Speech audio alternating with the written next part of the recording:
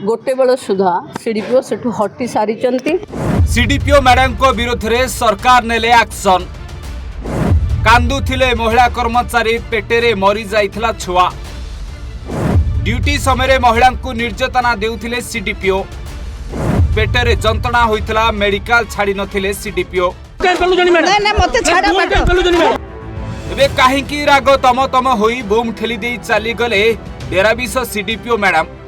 CDPO को विरोध में सरकार नहीं बड़ एक्शन।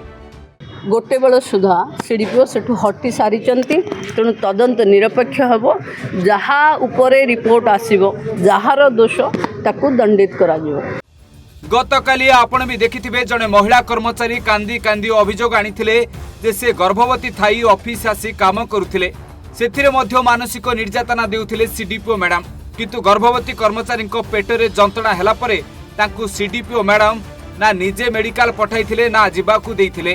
परवर्ती समय रे पेटेरे छुआटी नष्ट हो जाइथिला। एही घटना सरकार जानिला परे एबे सीडीपीओ मैडम को विरुद्ध रे निया जाइछि ए भली बड़ एक्शन। से ऑफिस रु तांको हटेई दिया जाइछि। हाँ आज्ञा, केन्द्रापड़ा जिला डेराबिस सीडीपीओ को कार्यालय रे जड़े महिला किराणी को निर्यातना दिया जाइथिबा अभियोग रे एबे तदंत आरंभ हो जाइछि।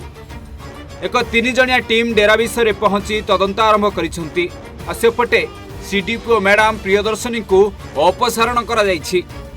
तेबे एही टीम रे तहसीलदार प्रज्ञा परमिता पृष्टि, स्थानीय मेडिकल ऑफिसर चित्तरंजन बेहरा और जिला समाज मंगल अधिकारी मनोरमा स्वाई रहिसंती।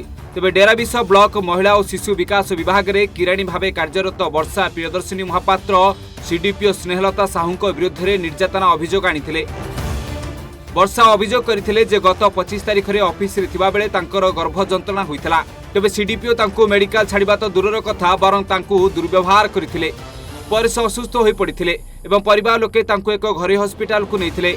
सेठारे तांको गर्भरे थिबा शिशुर मृत्यु होई सारिथिला।